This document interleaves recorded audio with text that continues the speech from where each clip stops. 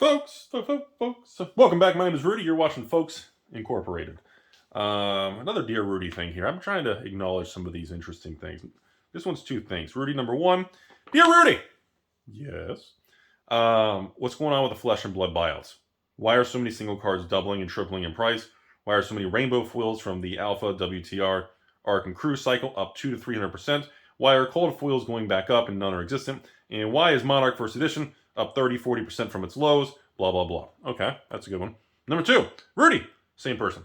Will you comment that you said there would be no more buyouts of Magic the Gathering anytime soon, and all of a sudden now we are seeing some buyouts and uptick in supply being bought out on TCG Player of lower and mid-tier reserve list cards. All right, first, well, we're going to bounce between the two because there's kind of a correlation of it. First, I said for a long time, Flesh and Blood has been in a bear market for like 20 months. Okay, since the peak of Monarch, which was May of 2021. Yeah, and then we had the crypto crash. Then the CCG crash started happening from the peak and everything. The stock market, all the text, everything started dropping. So, I think a lot of the single cards were oversold. I think the market was in such an emotional panic state. A lot of prices were mispriced, too extreme to the downside. So as with most things in life, rubber band theory, folks, I should get a rubber band. Put it around my left nut? No, rubber band? I should get a rubber band. Because when you hold a rubber band and the market goes straight up, you pull it straight up, it wants to revert back to its natural mean in the middle. Well, when the market reprices and pushes and crashes, that's why you say in the stock market, in equities, mutual funds, long term, when you're buying indexes, the more they crash and the faster they crash, the more that rubber band is going to be pushed downwards into an oversold condition, which tends to make the market want to bounce back up. I believe that is what's happened with a lot of Flesh and Blood rainbow foils from the first block of Flesh and Blood, and on the announcement of the Dusk Till Dawn Flesh and Blood 10th expansion release coming later this year, which is going to be playing off Monarch cards. I think people realize that, holy crap, if there's any form of interactions, which apparently there's going to be, a lot of these things are severely underpriced in the world of Monarch, and we are seeing a substantial uptick off the lows.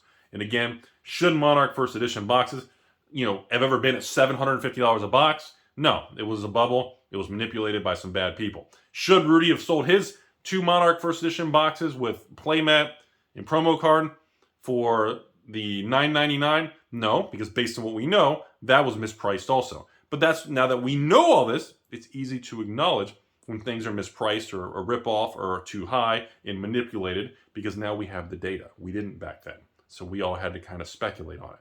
So when we see a lot of these prices coming back up because of the same side, I don't think Monarch First Edition should have ever been $60, $70 for a First Edition box. That's a little ridiculous. So now that it's going back up and now it's jumped back over 100 and going the other direction, the true price should probably be between that 1 and 200 range. So it probably overshot to the upside, which it did, and it probably overshot to the downside.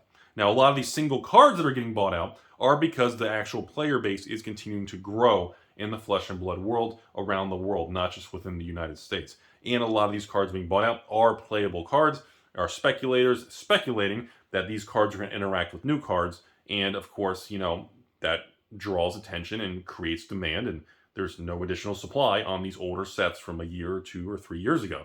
So I'm not surprised to see some upticks in these single cards and even some of the sealed boxes. Now, let's jump back to Magic. Now, reserve list buyouts on older cards, I like to call second, even third tier reserve list cards, Fallen Empires reserve list, an Ice Age reserve list. Yeah, this is just pure speculative. It's just speculative, having fun. Individuals who don't want to move tremendous amounts of money, and they think, hey, for a couple $1,000 I can buy out a whole thing, or maybe a couple $100, and I believe that is more what it is. It's some people having fun, some people just like the card or the art, and some people want to see if they can move the market.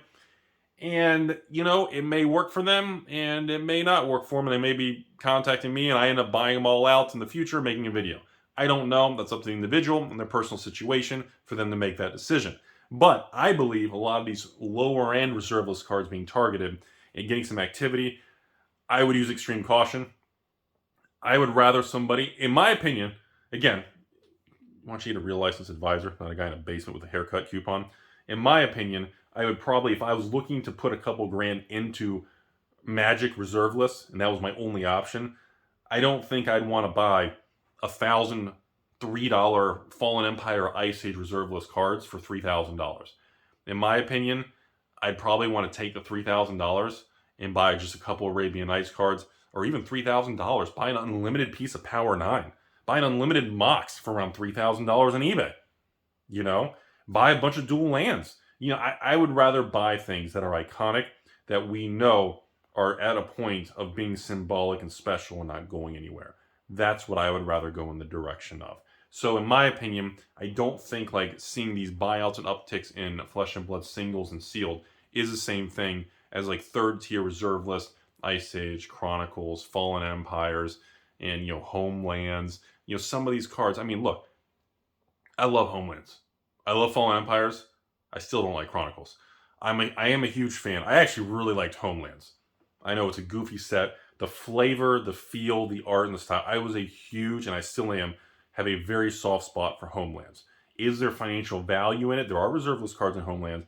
Not really. The value of the cards is strictly nostalgia, feels good, and just historical pointed.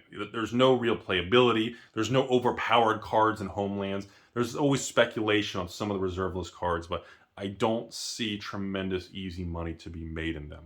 That's just my perspective. Again, doesn't mean something can't come out in the future and interact with a certain wording of a certain old reserve list card, but in my opinion, the risk doesn't justify the potential reward, assuming that low probable outcome actually becomes real. I just don't like that kind of setup on the chessboard. I don't like it. I don't feel comfortable with it. So that's why I think it's just speculation. I think it's people having fun, and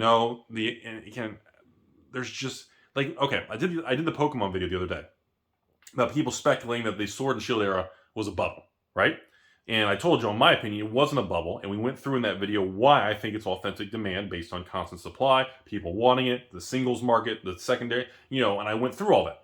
In my opinion, buying third tier Homeland reserve list card or Fallen Empire reserve list doesn't fit that criteria. In my opinion, somebody who just buys a bunch of $1 reserve list cards on the concept that they can pump it up and kind of make it real, to me, that's kind of the bubble definition, because no one else really agrees. No other store is really raising their buy list.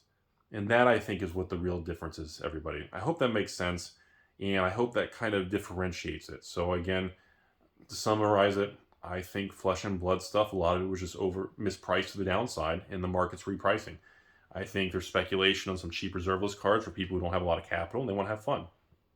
That's all I have to say today, folks. But overall, if you really enjoy the cards, reserve list or any of it, Flesh and Blood, MetaZoo, Yu-Gi-Oh, any of this stuff, I don't think it matters. If you enjoy it, it's worth it to you, and you enjoy your path, because we only have a short amount of time in this world, I don't see anything wrong with it. I would enjoy it, and I think it's fine. So that's all I have. Have a beautiful day, everybody.